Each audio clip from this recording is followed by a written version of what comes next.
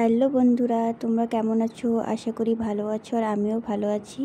দোকানের সাথে আজকে ডিমের চপ বানিয়ে দেখাবো তোমাদের। আর এখানে নিয়ে নিয়েছি টস বিস্কুট, আর সেটা আমি মিক্সিতে গুঁড়ো করে নিচ্ছি ভালো করে। এই যে তোমরা দেখতে পাচ্ছ গুঁড়ো হয়ে গেছে। এটা আমার চপে পরে কাজে লাগবে। আর এখানে আমি একটা মশলা তৈরি করে নেব। তার জন্য আমি এখানে দিব কাঁচা লঙ্কা, রসুন, আর দিয়ে দেব 2-3 টুকরো আদা, আর একটু ছোট্ট একটা টমেটোর টুকরো। কড়াইটা গরম হয়ে গেছে, আমি তেল ঢেলে দিলাম। তেলটা গরম হয়ে আসছে, এবার আমি একে একে প্রথমে দিয়ে দিব পেঁয়াজ কুচি। এটা সুন্দর লাল, কিছুক্ষণ লাল করে ভেজে নেব। সুন্দর করে নেড়ে চেড়ে কিছুক্ষণ লাল করে একটা বাদামি রং আসবে ভেজে নেব সুন্দর করে কিছুক্ষণ। গ্যাসের আঁচটা একটু আমি কমিয়ে দিলাম। ভেজে নেব কিছুক্ষণ সুন্দর করে।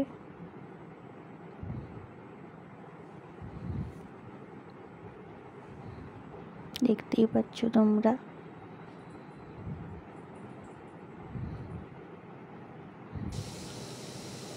বাদামি কালার হয়ে আসছে পেঁয়াজটা। এখানে দিয়ে দিলাম আমি সেই মিক্সিতে যে মশলাটা করে রেখেছিলাম সামান্য পরিমাণে। এটাও সুন্দর করে লাল লাল করে ভেজে নেব। যখন একটা বাদামি কালার আসবে ততক্ষণ আমি ভাজতেই থাকবো।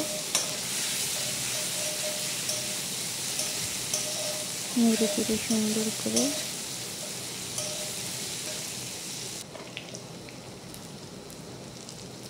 তো অলমোস্ট আমার মশলাটা বাদামি কালার হয়ে আসছে, তো একটু দিয়ে দিলাম হলুদের গুঁড়ো সামান্য পরিমাণে,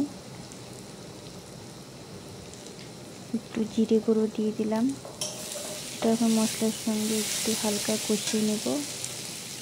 আমি আরেকটু গ্যাসের আঁচটা কমিয়ে নিলাম। লাল লাল করে ভেজে নেব একদম সুন্দর করে। তারপর এখানে একটা গোটা আলু, যেটা আমি আগে থেকে ম্যাশ করে রেখেছিলাম, সেটা দিয়ে দিলাম। আলুটা মশলার সাথে সুন্দর করে নেড়ে চেড়ে ভেজে নিচ্ছি ভালো মতো, মশলাটা যাতে পুরোপুরি মিশে যায় আলুর সাথে। তারপরে এখানে একটা গোটা সিদ্ধ ডিম, যেটা আমি গ্রেট করে রেখেছিলাম, সেটা দিয়ে নিলাম। এটাও এখন আলু মশলার সাথে সুন্দর করে মিক্সড করব, ভেজে নেব।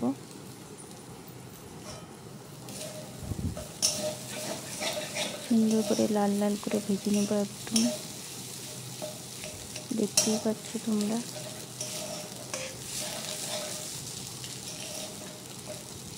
ভালো করে ভাজতে হবে, আলুর মধ্যে যাতে কোনো কাঁচা ভাবটা না থাকে, পুরোপুরি যাতে ভাজা হয়ে যায় আলুটা।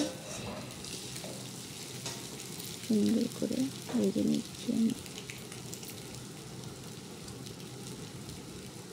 আমি সামান্য পরিমাণে তেল দিয়ে দিলাম, আর একটু তেলটা আমার মনে হচ্ছিল যে একটু লাগছে, তাই আমি একটু দিয়ে দিলাম। তোমাদের ইচ্ছে হলে তোমরা দিবা, তোমাদের তেল যেরকম খাও সেই হিসেবে তোমরা তেল দিবা।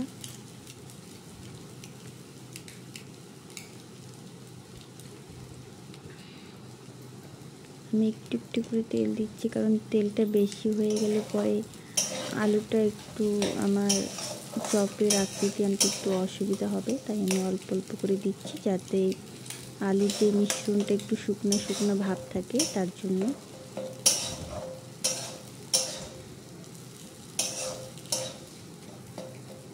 অলমোস্ট আমার আলুর মিশ্রণটা হয়েই যাচ্ছে, আর একটু ভেজে নিই সুন্দর করে।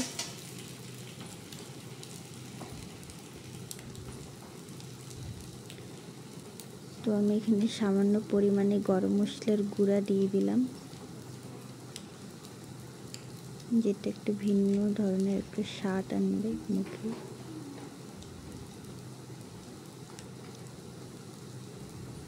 সামান্য পরিমাণে স্বাদে লবণ, যে যেমন লবণ খাও তোমরা ইউজ করবে। আমি এখানে একটা কাঁচা ডিম ভালো মতো ফেটিয়ে নিচ্ছি। ডিমের কুসুমটা একদম পুরোপুরি ফেটিয়ে নিতে হবে। তারপর আগের থেকে ঠান্ডা করতে দিচ্ছিলাম আমি আলুর পুরটা, সেটা চপের আকৃতি প্রত্যেকটা সুন্দর করে বানিয়ে একদম দোকানের মতো, তারপর কাঁচা ডিমের মধ্যে ডুবিয়ে আমি বিস্কুটের গুঁড়া দিয়ে পুরাটাই একদম কোটিং করব, সুন্দর করে যাতে চারপাশে লাগে।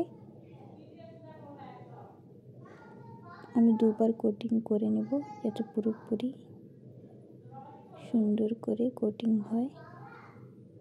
এভাবে প্রত্যেকটা চপ আমি ডিমের মধ্যে ডুবিয়ে বিস্কুটের গুঁড়ো দিয়ে কোটিং করে নেব।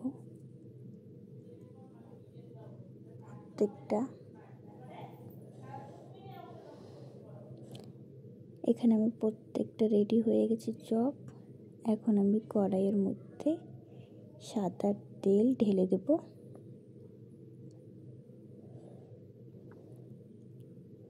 তেলটা গরম হয়ে আসছে, এখন আমি প্রত্যেকটা চপ তেলের মধ্যে ছেড়ে দিলাম।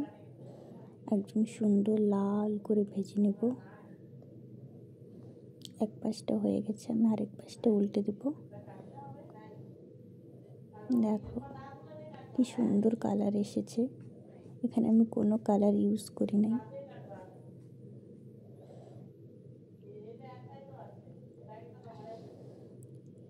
সুন্দর করে ভেজে আমি নামিয়ে নিলাম থালাতে। দেখো একদম দোকানের মতো টেস্টি হয়েছে।